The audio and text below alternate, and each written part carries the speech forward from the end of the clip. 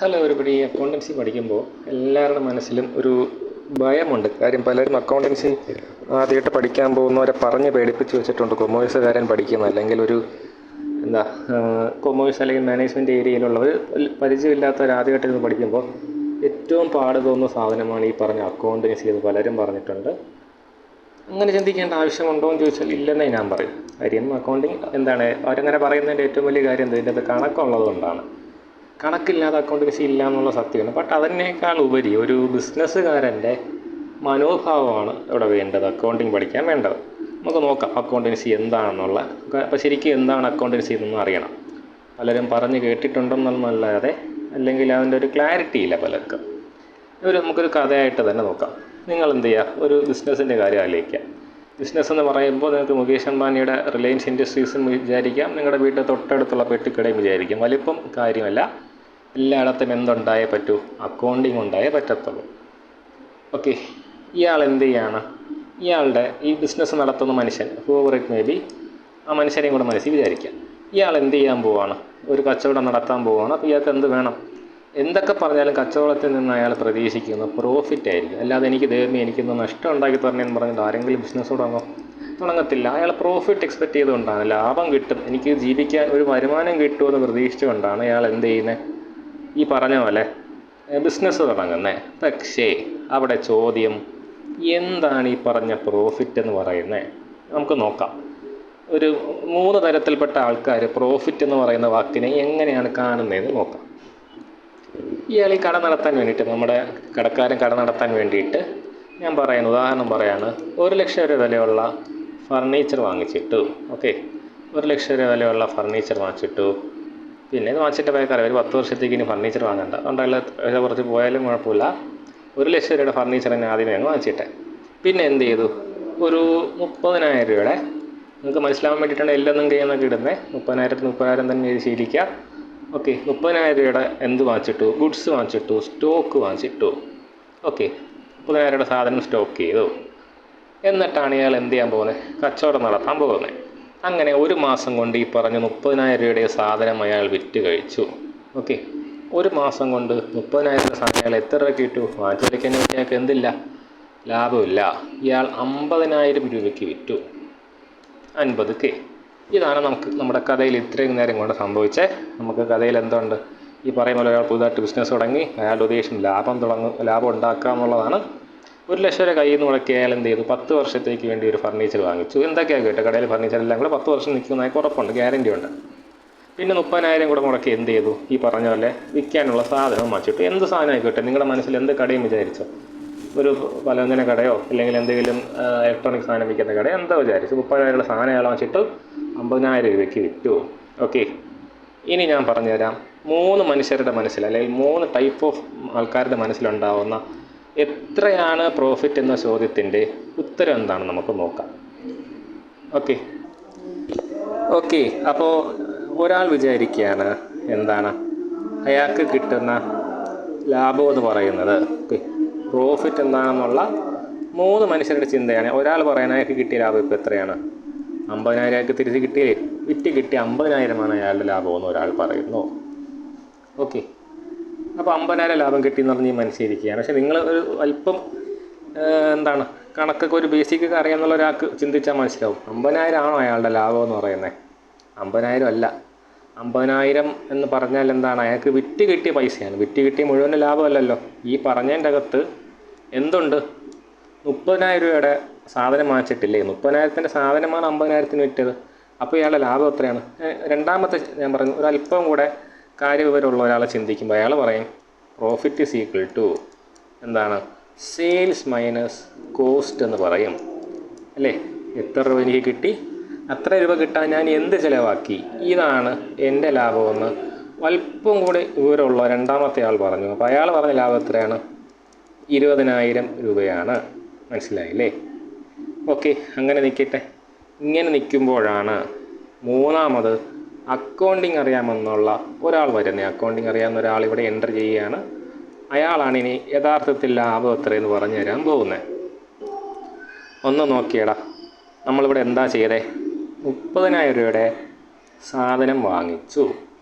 ഇനി ഒന്ന് ആലോചിച്ച് നോക്കിക്കേ, ഈ 30,000-ൻ്റെ സാധനം ഒരു മാസം കൊണ്ടല്ലേ നമ്മൾ വിറ്റേ? ഒരു മാസം നമ്മുടെ കട പ്രവർത്തിച്ചിട്ടില്ലേ? ഒരു മാസം കട പ്രവർത്തിച്ചപ്പോൾ നമുക്ക് എന്ത് വന്നിട്ടുണ്ടാവാം? ഏറ്റവും കുറഞ്ഞത് ഒരു കറണ്ട് ബില്ല് വന്നിട്ടുണ്ടാവാം.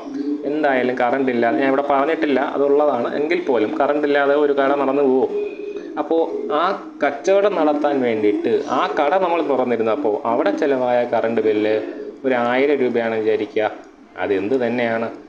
ഈ പറഞ്ഞ 30,000-ൻ്റെ സാധനത്തിന് 50,000-ന് വിൽക്കാൻ നമുക്കുണ്ടായ ചിലവ് തന്നെയാണ്. ശ്രദ്ധിക്കുക. 30,000-ക്ക് നമ്മൾ വാങ്ങിച്ച സാധനം നമ്മൾ എത്രയ്ക്കാണ് വിറ്റേ? 50,000 രൂപയ്ക്കല്ലേ വിറ്റേ? 20,000 ഇടയ്ക്ക് ലാഭം കിട്ടി നമ്മൾ പറയുമ്പോൾ ഈ പറഞ്ഞ ചിലവ് നമ്മൾ കണക്കിലെടുക്കാതെ പോകാൻ പാടില്ല. കാര്യം കച്ചവടത്തിന് സഹായിച്ച ചിലവാണ്. അത് നമ്മൾ കച്ചവടത്തിന് കിട്ടിയ ലാഭത്തിൽ നിന്ന് തന്നെ കുറയ്ക്കണം.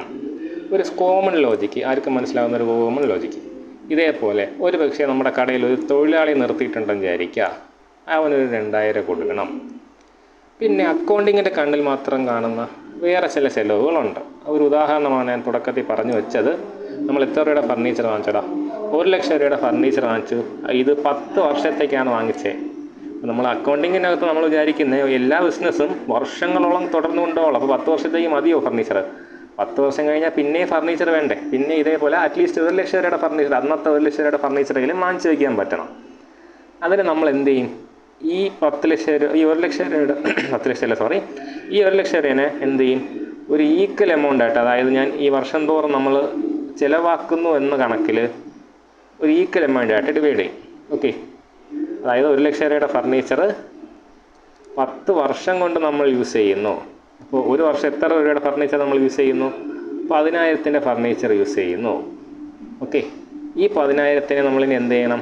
ഈ പറഞ്ഞ പോലെ 12 മാസങ്ങളായിട്ട് ഡിവൈഡ് ചെയ്താൽ നിങ്ങളൊന്ന് കാൽക്കുലേറ്റർ ചെയ്ത് നോക്കിയാൽ മനസ്സിലാവും. 833 രൂപ മാസം നമ്മൾ ഫർണിച്ചറിന് വേണ്ടി ചിലവാക്കുന്നു എന്നാണ്. അതെനിക്ക് പെട്ടെന്ന് കാര്യം പിടികിട്ടൂല, എനിക്കറിയാം, ഇവിടെ പറയാൻ പാടില്ലാത്തതാണ്. എങ്കിലും ഞാനൊരു ഉദാഹരണം പറഞ്ഞു. ഇതേപോലെ എന്തുണ്ട്, അക്കൗണ്ടിങ്ങിൻ്റെ കണ്ണിൽ കൂടെ നോക്കുമ്പോൾ മാത്രം നമുക്ക് കിട്ടുന്ന കുറച്ച് ചിലവുകളുണ്ട്. ഇതിൻ്റെ അർത്ഥം മനസ്സിലാൻ വിചാരിക്കുന്നു. ഒന്നുകൂടെ പറയാണ്. 1,00,000 രൂപയുടെ ഫർണിച്ചർ നമ്മൾ 10 വർഷത്തേക്കല്ലേ വാങ്ങിച്ചേ? അപ്പോൾ ഒരു വർഷം എത്ര രൂപയുടെ ഫർണിച്ചർ നമ്മൾ ഉപയോഗിക്കുമെന്നാണ് അർത്ഥം. എന്ന് വെച്ചാൽ നമ്മൾ കടിച്ച് തിന്നെയല്ല, എങ്കിൽ പോലും ഉപയോഗം കഴിഞ്ഞ് 10 വർഷം കഴിഞ്ഞ് മാറ്റുമല്ലോ. 10 വർഷം കഴിയുമ്പോൾ ഇതിന് മൂല്യമില്ലാതാവുകയാണ്. മനസ്സിലായില്ലേ? അങ്ങനെയാണെങ്കിൽ ഒരു വർഷം, ഇതിനാണ് നമ്മൾ എന്തെന്ന് പറയുന്നത്, ആ മൂല്യത്തിലുണ്ടാകുന്ന ഇടിവിനാണ് ഡിപ്രിസിയേഷൻ എന്ന് പറയുന്നത്. ഞാനത് വ്യക്തമാക്കി പറയാത്തത്, അതൊന്നും പറയാറായിട്ടില്ല. നമ്മൾ അക്കൗണ്ടിങ് എന്താണെന്ന് മനസ്സിലാക്കുന്നേ ഉള്ളൂ. അപ്പോൾ ഇങ്ങനെ നമ്മൾ ഡിപ്രിസിയേഷൻ എന്ന് പറയുന്ന അക്കൗണ്ടിങ്ങിൻ്റെ അകത്ത് നമ്മൾ പഠിക്കുന്ന ഒരു കോൺസെപ്റ്റ് നോക്കിയപ്പോൾ ഒരു 833 രൂപ ചിലവ് കിട്ടി. ഇതിൻ്റെ ടോട്ടൽ എത്രയാടാ നോക്കാം. 33,833 രൂപ. ഇനി ഇതിനെ നമ്മൾ എന്ത് ചെയ്യുന്നു കുറയ്ക്കണം? ഈ പറഞ്ഞ പോലെ 50,000-ൽ നിന്ന് കുറയ്ക്കണം. ഓക്കെ, 50,000 മൈനസ് 33,833 രൂപ ചെയ്തപ്പോൾ നമുക്ക് എന്ത് കിട്ടി? ഈ പറഞ്ഞ പോലെ 50,000-ൽ നിന്ന് ഇത് കുറയ്ക്കുമ്പോൾ എന്ത് കിട്ടും? ഒന്ന് കാൽക്കുലേറ്റ് ചെയ്ത് നോക്കുക. 16,167 രൂപ കിട്ടും. കാൽക്കുലേറ്റ് ചെയ്താൽ മതി. ഇനി നോക്കിയേ മക്കളെ, ഈ പറഞ്ഞ 3 മനുഷ്യന്മാർക്കും കിട്ടിയ ലാഭം എന്ത് വ്യത്യാസമായിരുന്നു എന്ന് നോക്കുക. ആദ്യത്തെ മനുഷ്യൻ പറഞ്ഞു അയാൾക്ക് എന്ത് കിട്ടി? സെയിൽ ചെയ്ത് കിട്ടിയ 50,000-ഉം അയാളുടെ ലാഭം തന്നെയാണെന്ന് അയാൾ പറഞ്ഞു, ഇല്ലേ? രണ്ടാമത്തെ ആൾ പറഞ്ഞു 30,000-ന് സാധനം മാറ്റായിട്ടാണല്ലോ ഞാൻ 50,000-ന് വിറ്റേ, ആ ഡിഫറൻസാണ് എൻ്റെ ലാഭം എന്ന് പറഞ്ഞു. അക്കൗണ്ടിങ് എന്ന് പറഞ്ഞു? ഈ പറഞ്ഞ പോലെ കണക്കിലെടുക്കാവുന്ന മാക്സിമം എക്സ്പെൻസുകളെ നോക്കിക്കൊണ്ട്, നമുക്ക് വന്നിട്ടുള്ള മാക്സിമം റവന്യൂവിനെ നോക്കിക്കൊണ്ട് അതിൻ്റെ ഡിഫറൻസാണ് എന്തെന്ന് പറയുന്നത്, നമ്മുടെ പ്രോഫിറ്റ് എന്ന് പറഞ്ഞു. ഒന്ന് ആലോചിച്ച് നോക്കിയടാ. ഇവിടെ എന്ന് പറഞ്ഞാലും നമ്മളിവിടെ കണക്കിലെടുത്ത് എല്ലാ എക്സ്പെൻസും ഉണ്ടോ, നിലനിൽക്കുന്നുണ്ടോ? നമ്മളെ പാവപ്പെട്ട കച്ചവടക്കാരൻ എന്ത് ചെയ്യുന്നില്ല, ശ്രദ്ധിക്കുന്നില്ല എന്നൊറ്റ കാര്യമേ ഉള്ളൂ. അയാൾ ഇനി നോക്കുമ്പോൾ എന്ത് വിചാരിക്കും? കച്ചവടം ചെയ്ത് എനിക്ക് 50,000 ലാഭം കിട്ടി, പക്ഷേ വീട്ടിൽ ചെല്ലുമ്പോൾ എൻ്റെ കയ്യിൽ ഇത്രയും പൈസ ഇല്ല. ഇയാളും അതേപോലെ വിചാരിക്കും, എനിക്ക് 20,000 ലാഭം കിട്ടിയെന്ന് എനിക്ക് തോന്നിയെങ്കിലും വീട്ടിൽ ചെന്നപ്പോൾ എനിക്ക് ഇത്ര പൈസത്തെത്തി കൈ കിട്ടിയിട്ടില്ല, വേറെ എവിടെയൊക്കെ പോയിട്ടുണ്ട്. ഈ 2 കൂട്ടർക്കും, ആദ്യം പറഞ്ഞ ആൾക്ക് 2 ഭാഗത്ത് പറഞ്ഞ ആൾക്കും ഒരു കൺഫ്യൂഷനാണ്. കാര്യം എന്തുകൊണ്ടാണ്? അവർ പ്രോപ്പറായിട്ടുള്ള രീതിയിൽ എന്ത് ചെയ്തിട്ടില്ല, കണക്കുകളെ, വരവ് ചെലവുകളെ പരിഗണിച്ചിട്ടില്ല. അങ്ങനെ പ്രോപ്പറായിട്ടുള്ള രീതിയിൽ അവർ വരവ് ചെലവുകളെ പരിഗണിക്കാത്തത് കൊണ്ട് അവർക്ക് എന്ത് കണ്ടെത്താൻ പറ്റിയില്ല? യഥാർത്ഥ ലാഭം കണ്ടെത്താൻ പറ്റാതെ പോയി. അതുകൊണ്ട് തന്നെ അവർക്ക് എന്ത് സംഭവിക്കൂടാ? അവർക്ക് കിട്ടി എന്ന് വിചാരിക്കുന്ന പൈസ യഥാർത്ഥത്തിൽ കിട്ടുന്നില്ല. അവർക്ക് ആകെപ്പാടെ ടെൻഷനും പ്രശ്നങ്ങളൊക്കെയാണ്. പക്ഷേ ഇയാൾക്ക് മൂന്നാമത് പറഞ്ഞ ആൾക്ക് എന്തുണ്ട്, മാക്സിമം സമാധാനമുണ്ട്. എന്താ, അയാൾക്ക് വരാവുന്ന എല്ലാ ചിലവുകളെയും വന്നതും വരാൻ സാധ്യതയുള്ളത് വരെ അയാൾ എന്ത് ചെയ്തിട്ടുണ്ട്, കണക്കിലെടുത്തിട്ടുണ്ട്. വളരെ ആശ്വാസകരമായിട്ട്, വളരെ ക്ലാരിറ്റി ഉള്ള ഒരു പ്രോഫിറ്റ് ആർക്കാ കിട്ടിയ, അക്കൗണ്ടിങ് അറിയാവുന്ന ശരിയായ രീതിയിൽ ഫോളോ ചെയ്ത മൂന്നാമത്തെ മനുഷ്യനാണ് കിട്ടിയത്. ഇവിടെയാണ് നമ്മൾ അക്കൗണ്ടിങ് എന്താണെന്ന് പറയേണ്ടത്. എനിക്ക് വേണമെങ്കിൽ തുടക്കത്തിൽ എന്ത് ചെയ്യായിരുന്നു, നിങ്ങൾ ടീച്ചർമാരൊക്കെ പറയുന്ന പോലെ അക്കൗണ്ടിൻ്റെ ഡെഫിനിഷൻ തൊട്ടങ്ങ് തുടങ്ങായിരുന്നു. പക്ഷെ ഞാനത് ചെയ്യാത്തതിൻ്റെ കാര്യം എന്താ, വൈ എന്ന് നിങ്ങൾ അറിയണം. വൈ കൊമേഴ്സ് എന്ന് നമ്മൾ പറയുന്നതിൻ്റെ ഉദ്ദേശം തന്നെ അതാണ്. കൊമേഴ്സിൻ്റെ അകത്തുള്ള എല്ലാ കാര്യങ്ങൾക്കും എന്തുണ്ട്, ഓരോ കാര്യത്തിനും എടുത്തു പറയുന്ന ഓരോ ചെറിയ കാര്യത്തിനും യഥാർത്ഥ ജീവിതത്തിൽ എവിടെയൊക്കെ യൂസ്ഫുള്ളായിട്ടുള്ള കാര്യങ്ങളാണ്. അത് നിങ്ങൾ തിരിച്ചറിയണം. ഇപ്പം നിങ്ങൾക്ക് മനസ്സിലായില്ലേ എന്തിനാണ് നമ്മൾ അക്കൗണ്ടിങ് അറിയുന്നതെന്ന്. അക്കൗണ്ടിങ് അറിയാതിരുന്നപ്പോൾ രണ്ട് മനുഷ്യർക്ക് പറ്റിയ അബദ്ധം നിങ്ങൾ കണ്ടില്ലേ. എൻ്റെ പൊന്നുമക്കളെ, ഇവിടെ നിങ്ങൾ കണ്ടത് ഒരു ചെറിയ കച്ചവടമാണ്. ഇതുപോലെ അല്ല നമ്മൾ ആദ്യം പറഞ്ഞ മുകേഷ് അംബാനിയുടെയും ആദാനിയുടെയൊക്കെ കാര്യം. അവർക്ക് ഈ 50,000 നമ്മൾ പറഞ്ഞ സ്ഥാനത്ത് അവർക്ക് 50,000 കോടിയായിരിക്കും. ഇവിടെ നമുക്ക് ഉണ്ടായ ചെറിയ തെറ്റിദ്ധാരണ, ഓക്കെ, അവിടെ അവർക്ക് കോടികളുടെ തെറ്റിദ്ധാരണയാണ്. അതുകൊണ്ട് തന്നെ നമുക്ക് പ്രോപ്പറായിട്ട് ഈ പറഞ്ഞ പോലെ എല്ലാ വരവുകളെയും ചിലവുകളെയും പരിഗണിച്ചില്ലെങ്കിൽ ലാഭമെന്ന് നമ്മൾ വിചാരിക്കുന്നതിൻ്റെ അകത്ത് വലിയ വലിയ മിസ്റ്റേക്കുകളുണ്ടാവും, തെറ്റിദ്ധാരണകളുണ്ടാവും, കൺഫ്യൂഷനുകളുണ്ടാവും, പ്രശ്നങ്ങളുണ്ടാവും. ഇപ്പോൾ ഒന്ന് ആലോചിച്ച് നോക്കിയാടാ, ഈ പൈസ ഈ പറഞ്ഞ 50,000 20,000 നമുക്കുള്ളത് ഒരാൾ സ്വന്തമായിട്ട് നടത്തുന്ന ബിസിനസ് ആയിരുന്നെങ്കിൽ അയാളെ മാത്രം ബോധിപ്പിച്ചാൽ മതി. അയാൾ മറ്റൊരാളുടെ നിന്ന് പണം വാങ്ങിച്ചിട്ട് ചെയ്യുന്നതാണെങ്കിലോ അയാളുടെ അടുത്ത് പറയും എനിക്ക് 50,000 ലാഭം കിട്ടിയെന്ന്. എന്നിട്ട് നമ്മൾ പൈസ എടുത്ത് നോക്കുമ്പോഴോ എന്നെങ്ങനെയൊക്കെ നോക്കിയാലും ഈ പറഞ്ഞ 16,767 ബാക്കി കൈ കിട്ടത്തുള്ളൂ. അപ്പോൾ നമ്മൾ കള്ളം പറഞ്ഞ പോലെ ആയില്ലേ ആ ഓണറിൻ്റെ അടുത്ത്.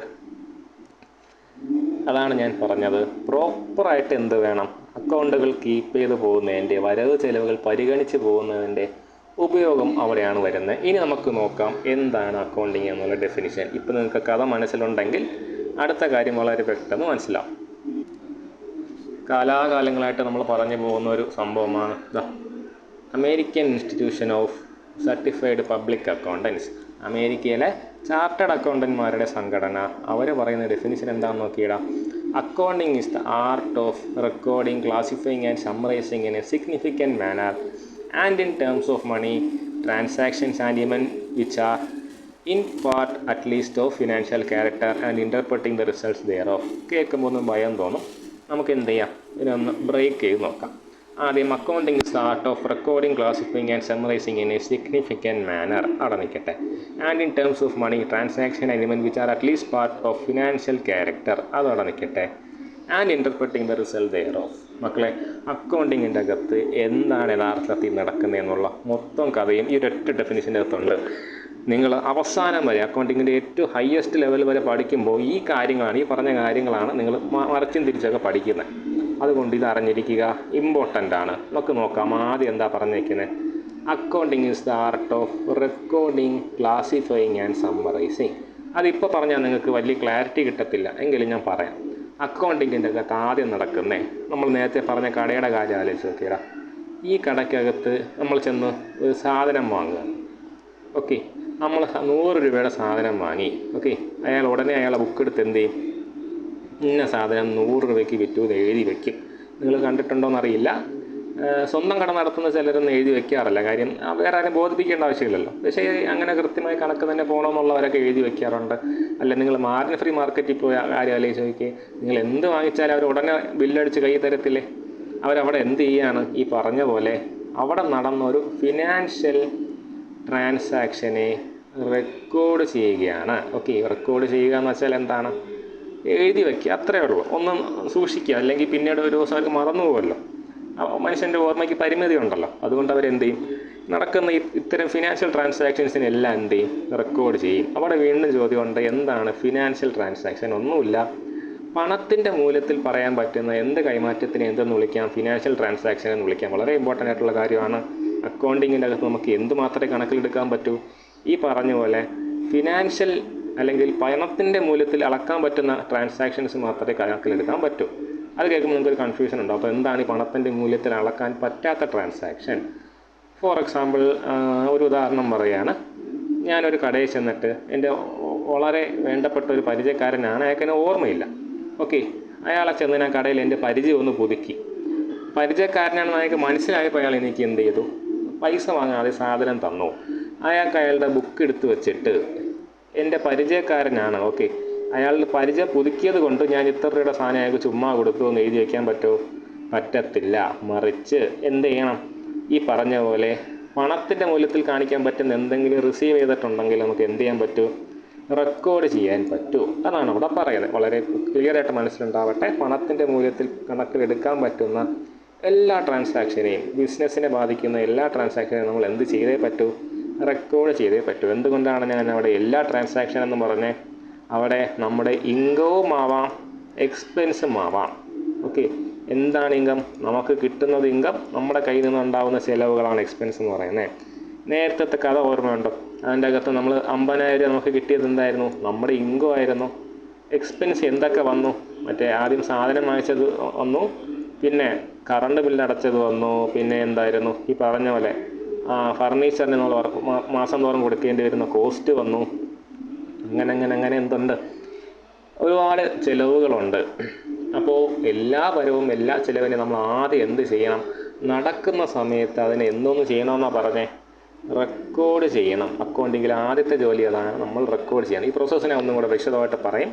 കാര്യം അതിൻ്റെ അകത്തുള്ള ഒരുപാട് കാര്യങ്ങൾ നിങ്ങൾ അറിയണം. തൽക്കാലം അത് നിങ്ങൾ ഇപ്പം മനസ്സിലാക്കേണ്ട, അത്രയ്ക്ക് ഫോക്കസ് കൊടുക്കേണ്ട. കാര്യം മനസ്സിലാവത്തില്ല. യഥാർത്ഥ കാര്യം ഇനിയും പറയാൻ കിടക്കുന്നേ ഉള്ളൂ. ഒരുപാട് ഡെപ്ത് ഉണ്ട് ഈ ഒരു അർത്ഥത്തെ. അപ്പോൾ അക്കൗണ്ടിങ്ങിനകത്ത് ആദ്യം നടക്കുന്ന എന്താണെന്ന് നിങ്ങൾ മനസ്സിലാക്കുക. നമ്മൾ ഒരു ട്രാൻസാക്ഷൻ നടക്കുമ്പോൾ ആദ്യം എന്ത് ചെയ്യും? ഒന്ന് റെക്കോർഡ് ചെയ്ത് വെക്കും. ഇനി ഈ റെക്കോർഡ് ചെയ്ത് വെച്ച സാധനത്തിന് എന്ത് ചെയ്യണം? അവിടെ ക്ലാസിഫൈ ചെയ്യണം. അതായത് ഇപ്പോൾ സെയിൽസ് എന്ന് നമ്മൾ പറഞ്ഞു, കച്ചവടം നടക്കുന്നത് ഒരൊറ്റ ദിവസമാണ് അവിടെ ഒരു കടയിൽ കച്ചവടം നടക്കുന്നത്. പല ദിവസമായിട്ട് കച്ചവടം നടക്കൂലേ?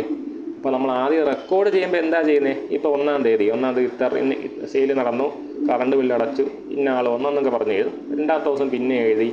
അങ്ങനെ ഈ സെയിൽസ് എന്ന് പറഞ്ഞ സാധനം പല ഇടത്തായിട്ടായിരിക്കും കിടക്കുന്നത്, പല ദിവസങ്ങളിലായിട്ടായിരിക്കും സെയിൽസ് നടന്നിട്ടുള്ളത്. ഇപ്പോൾ റെക്കോർഡിങ് ചെയ്തപ്പോൾ എന്താണെന്ന് പറഞ്ഞേ? ഓരോ ദിവസമായിട്ടാണ് റെക്കോർഡ് ചെയ്തത്. ഓരോ ദിവസം നടന്ന കാര്യമാണല്ലോ റെക്കോർഡ് ചെയ്ത് പോകുന്നത്. ഈ പറഞ്ഞ റെക്കോർഡിങ്ങിൻ്റെ അകത്ത് പല ദിവസങ്ങളിലായിട്ട് കിടക്കുന്ന കാര്യങ്ങളെ, ഒരേ സ്വഭാവമുള്ള കാര്യങ്ങളെ ഒരുമിച്ച് കൊണ്ടുവരുന്നതിനെയാണ് എന്തെന്ന് വിളിക്കുന്നത്? സെയിൽസ് എന്ന് വിളിക്കുന്നത്. മനസ്സിലായോ? ഇപ്പോൾ സെയിൽസ് അല്ല, ക്ലാസിഫൈങ് എന്ന് പറയുന്നത്. അപ്പം സെയിൽസ് ഒരു ഉദാഹരണം പറഞ്ഞതാണ്. ഇതേപോലെ പലയിടത്തായിട്ട് കിടക്കുന്ന എന്താണ്? പലയിടത്തായിട്ട് കിടക്കുന്ന ട്രാൻസാക്ഷനെ നമ്മൾ ഒരുമിച്ച് കൊണ്ടുവരുന്നു. എവിടെ കിടക്കുന്നത്? പലയിടത്തായിട്ട് നമ്മൾ റെക്കോർഡ് ചെയ്ത് വെച്ചേക്കുന്നത്. അപ്പോൾ വീണ്ടും ഓർക്ക് എന്തുകൊണ്ടാണ് പലയിടത്തായിട്ട് കിടക്കുന്നത്? ഓരോ ദിവസങ്ങളിൽ നടന്ന കാര്യമല്ലേ. ഒരു ദിവസം നടന്ന കാര്യം ഒരുമിച്ച് എഴുതും, അടുത്ത ദിവസം നടന്ന എല്ലാ കാര്യങ്ങളും ഒരുമിച്ച് എഴുതും. നമ്മൾ എന്നിട്ട് ഒരു കൃത്യസമയത്തിൽ, ചിലപ്പോൾ മാസത്തിലൊരിക്കലാവും, ആഴ്ചയിലൊരിക്കലായിരിക്കാം ബിസിനസ്സിന് തീരുമാനിക്കും. അവരെന്ത് ചെയ്യുന്നറിയാവോ?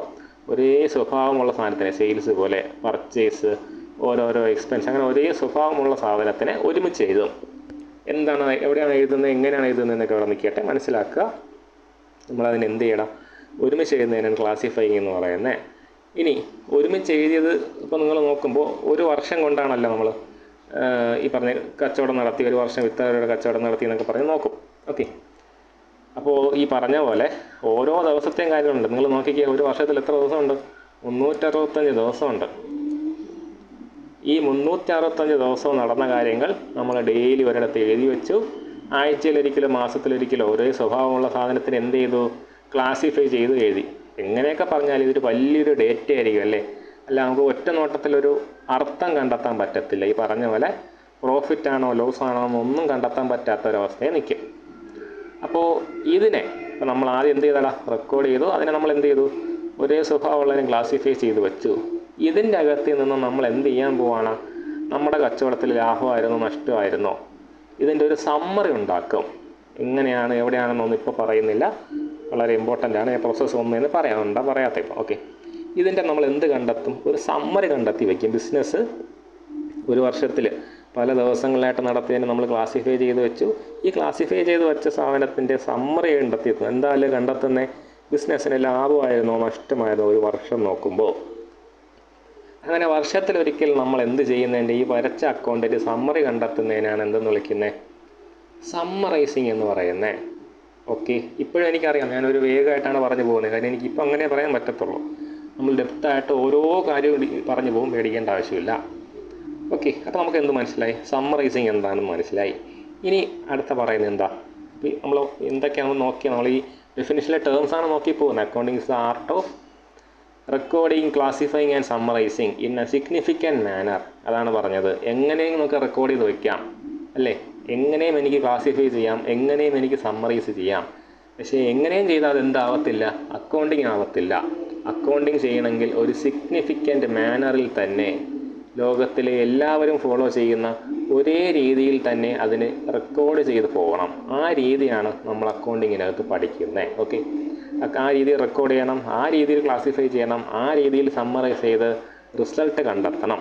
എന്നിട്ട് എന്ത് ചെയ്യണം? And in terms of money transaction even which are in part or at least of financial character. Okay, അപ്പോൾ അത് എന്ത് ക്യാരക്ടറിലുള്ളതായിരിക്കണം?